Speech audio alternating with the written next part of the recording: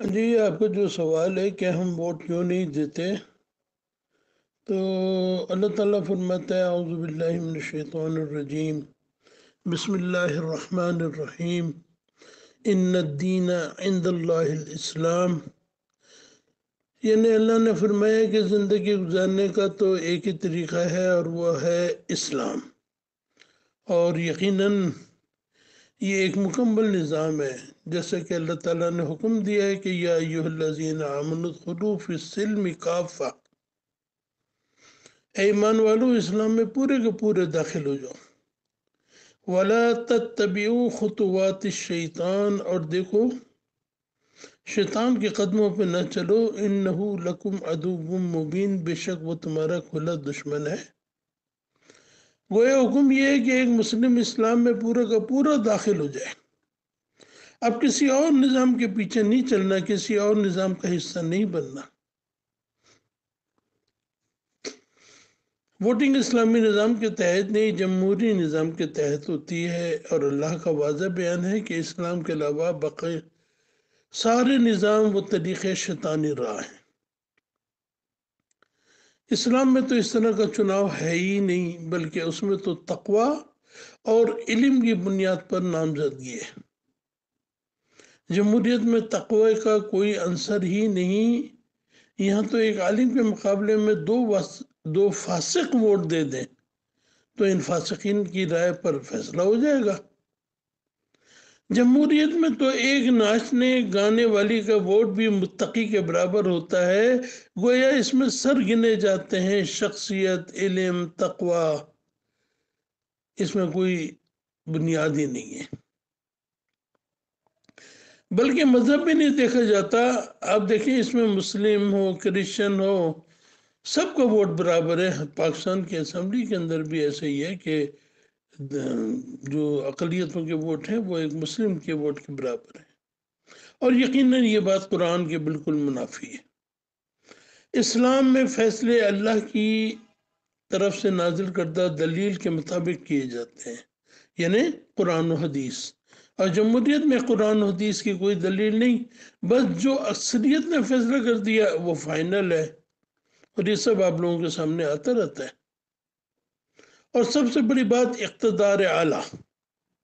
حاکم اعلیٰ اللہ کی ذات ہے، صرف اس کا حکم چلے گا، سب کچھ اس کے حکم کے مطابق اسی کے لیے اور اسی کے بتائے ہوئے طریقے کے ذریعے ممکن ہوگی۔ لیکن جمہوریت میں اس کے خلاف عوام کا فیصلہ، عوام کی مرضی اور عوام کے ذریعے، تو جان لیں کہ یہ اسلام کے منافی ایک نظام ہے۔ اللہ تعالیٰ نے فرمایا وَمَن يَتَّبِعْ غَيْرَ اسلام دِينًا فَلَن يُقْبَلَ مِنْهُ وَهُوَ فِي الْآخِرَةِ مِنَ الْخَاسِرِينَ، اور جو کوئی اسلام کے علاوہ کسی اور دین کا طالب ہوا، دین یعنی نظام زندگی کا طالب ہوا، تو وہ اس سے ہرگز قبول نہ کیا جائے گا، اور وہ آخرت میں نقصان اٹھانے والوں میں ہوگا، یعنی آخرت میں اس کا انجام جہنمیوں میں ہوگا۔ اور سورہ شورى میں فرمایا ام لہم شرکاء شرعوا لہم من الدین ما لم یأذن بہ اللہ، کیا ان کے ایسے بھی شریک ہیں کہ جنہوں نے ان کے لیے دین کا ایسا طریقہ مقرر کر دیا ما لم یأذن باللہ، کہ جس کی اللہ نے اجازت نہ دی ہو،